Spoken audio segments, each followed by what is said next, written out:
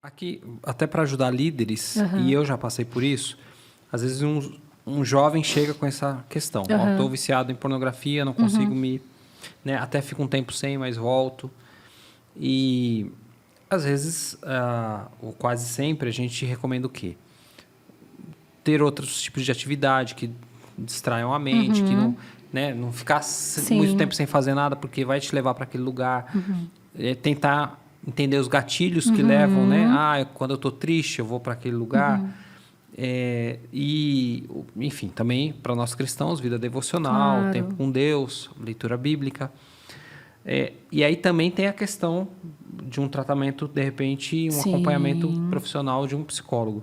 Tem mais alguma coisa, pensando aqui nos líderes de jovens, tem mais alguma ferramenta que a gente poderia dar para eles? Eu acho que você falou praticamente tudo, né? Essa questão do gatilho é muito importante, porque a gente não acorda com o celular na mão vendo pornografia, né? Então, começa com um pensamento, começa com alguma coisa que a gente vê na televisão, né? E aí eu acho que a nossa capacidade também de autocontrole, que isso está muito livre hoje nessa geração, né? Como é tudo muito imediato, né? O prazer é muito imediato, o acesso à informação é muito imediato, a gente perdeu essa capacidade de se autocontrolar. Né? É muito difícil, por exemplo, hoje fazer dieta. Por quê? Porque tudo está muito... Você entra no iFood, você tem quantas possibilidades de alimento que chega na sua casa em 15 minutos, quentinho, gostoso, barato, rápido, prático, fácil, né? Que você nem suja a cozinha. Então, essa questão do limite também, eu percebo que é a maior dificuldade dos jovens, de ter esse autolimite. Mas o que ajuda a gente a ter esse autolimite? A gente perceber quais são os gatilhos. Como é que começa o pensamento para que eu tenha o desejo de pegar o celular e acessar a pornografia. Se nesse caminho eu já conseguir romper com esse ciclo, já é muita coisa.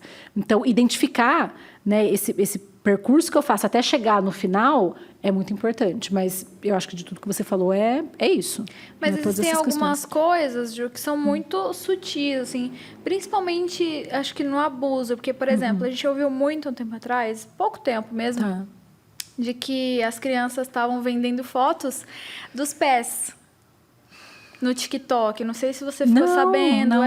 Porque... vendendo não, né? Mandando, né? Falei, não sei nem se há, enfim. Mas disse que existe até esse comércio, né? Mas que às vezes alguém entrava, via que era um perfil de uma criança, falava, manda uma foto do seu pezinho para mim. E aquilo, na verdade, era por conta de um desejo ali, sexual, enfim. Como que a gente... Enfim, como é que lida com uma situação assim, né? Porque existem coisas que são muito sutis, né? Mas aí é a supervisão dos pais para aquilo que as crianças estão fazendo. Exatamente. Né? Aí eu entendo que porque a criança ela não tem essa capacidade. Né? Porque quando a gente fala de sexualidade infantil, às vezes, né, pensando na psicanálise, em Freud... A sexualidade infantil não é a criança tendo ato sexual, tendo discernimento daquilo que é sexual. A sexualidade infantil é a criança conhecer o próprio corpo, a criança ter sensações de prazer na boca, por exemplo, ao brincar, ao ter a diferença anatômica entre os sexos, né? Que quando a menina descobre que o menino tem pipi e ela não tem. Então, é todo esse contexto que se refere ao corpo, mas não tem essa conotação sexual. Uma criança não tem capacidade de entender que um pedófilo pode sentir prazer e se sentir excitado em ver o pezinho dela. Né? Até porque isso é uma questão também de, enfim, né, de doença mental. Mas aí que entra a supervisão dos pais. Para tudo, né? A supervisão e o acompanhamento, o vínculo, estabelecer a confiança, explicar para ela, né, porque que ela não pode, não deve ter acesso tão nova à mídia social, porque a internet é terra de ninguém. A gente tem uma legislação que está saindo? Tem, mas até se achar a pessoa do outro lado da tela e que ela sofra alguma punição, já aconteceu muita coisa com essa criança. Né? Então, aí nesse contexto específico que você me fala, eu acho que a maior responsabilidade é dos pais, de estarem supervisionando. Você acha que seria melhor, então, uma criança que ela não tivesse um perfil? Com certeza absoluta. Que ela não tem um perfil. Enquanto ela não tiver capacidade de discernir os riscos que ela pode correr naquele perfil, é melhor que ela não tenha. E isso aí eu estou falando, Sibeli, lá para a adolescência, 13, 14 anos, é que começa a ter essa... E mesmo assim, ainda tem que ter supervisão dos pais. Mesmo adolescente tem que ter supervisão dos pais. Mas uma criança, um adolescente até uns 13, 14 anos, eu indicaria que não tivesse perfil em rede social. Não tivesse acesso. Até que idade existe uma privacidade individual do jovem, do adolescente, da criança? Porque os pais me perguntam muito isso. Tem muito isso. Eu vou entrar no quarto dele, eu vou pegar o celular, vou mexer nas coisas. Como é que... A privacidade da criança ou do adolescente, ela ela deve ser preservada, deve ser garantida até o ponto que ele corre algum risco. Então, o que eu oriento para os pais, né? Já teve situações de uma mãe me ligar e falar que o filho dela estava com umas falas meio estranhas, falando que a vida não fazia mais sentido, o que ela fazia? Eu falei, a primeira coisa que você vai fazer é pegar todos os dispositivos eletrônicos que ele tem e verificar os históricos dele de pesquisa no Google. Por quê? Se tiver alguma coisa que ele pesquisou, por exemplo, a suicídio, a automutilação, a gente já sabe que fonte que ele está bebendo para entender isso. Então, o que eu entendo? Tem, sim, que ter essa privacidade, né? Eu acho que nós, enquanto sujeitos, a gente tem direito a isso. Mas os pais, e aí que tá, como é que a gente percebe? O que os pais sempre me perguntam. Vínculo. Tem que ter vínculo com a criança, com o adolescente. Tem que conversar, tem que saber, tem que entender pela expressão do seu filho se ele está escondendo alguma coisa, se ele está triste, se ele não está, se aconteceu alguma coisa na escola.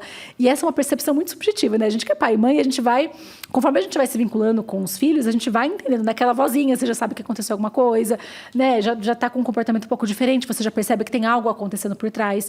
Então, isso deve ser preservado até o momento em que os pais entendem que pode ter algum risco. Aquele adolescente que passa a madrugada inteira no celular no quarto. O pai tem que dar uma olhada para ver o que ele está vendo, o que ele está pesquisando.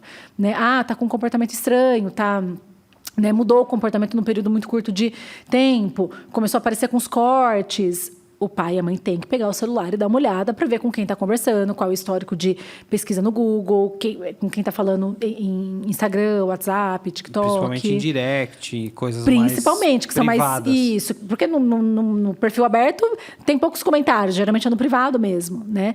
Então, os pais, eles sempre me orientam isso, mas eu não vou estar invadindo a privacidade do meu filho. Eu falo, então, você vai estar invadindo a privacidade se ele não estiver correndo nenhum risco, se for uma coisa simples, né? Quer tomar banho de porta fechada? Claro que pode tomar banho de porta fechada, né? Adolescente principalmente que tem muita vergonha. Mas quando percebe que tem algo por trás, um comportamento que está ficando diferente, é importante pesquisar, sim, para saber se tem alguma coisa que pode estar escondida lá no celular. O bate-papo tá bom, hein? Não, se deixar, a gente vai puxando aqui, ó. É muito amplo o assunto, né? É muito amplo. E a gente, como quer ser pais em breve, a gente também quer saber uma tudo. Aula aqui. Tá muito bom esse papo. Ju, tem mais alguma coisa que você quer acrescentar sobre esse assunto? Acho que a gente falou praticamente tudo, né? Aí para quem e assim, eu acho que é muito importante quem é pai, mãe e educador e profissional que trabalha com criança e adolescente ter acesso a essas informações, porque é da nossa prática, né? O tempo todo a gente recebe crianças e adolescentes que são muito influenciados por essas mídias digitais e pais que não sabem o que fazer com tudo isso.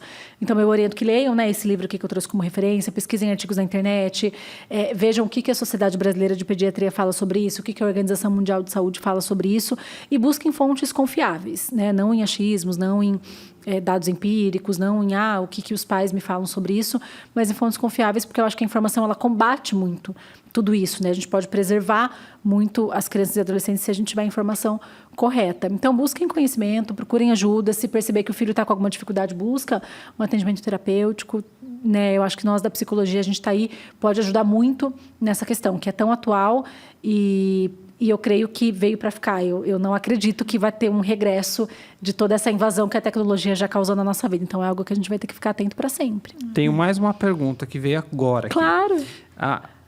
A liderança da igreja, até que ponto ela deve chamar os pais e comunicar algo em que aquele adolescente está trazendo? Por exemplo, viciado em pornografia. Enfim, esse líder deve comunicar aos pais? Não. Se for conversado com o adolescente e ele disser que tudo bem, sim. Eu acho porque se você fala com aquele liderado, né? Com aquele jovem, com aquele adolescente, e ele não concorda com isso, vai causar uma consequência na relação de vocês. Provavelmente ele vai perder a confiança. Então, ou por exemplo, na questão da pornografia, ou de repente chega uma pessoa para você e fala, estou pensando em me matar, estou me cortando, enfim, estou pensando em fazer qualquer coisa que possa. Isso, inclusive, dentro do nosso sigilo ético enquanto profissionais, nós podemos quebrar o sigilo ético, que é garantido pelo Código de Ética do Psicólogo, se tiver uma situação em que o nosso paciente ele esteja nos comunicando que ele vai fazer algo contra alguém ou contra ele mesmo. Então, ainda que ele não autorize, nós podemos quebrar esse sigilo pela preservação da vida dele. Então, eu acho que é mais ou menos assim para a questão da liderança, para pensar no vínculo da confiança.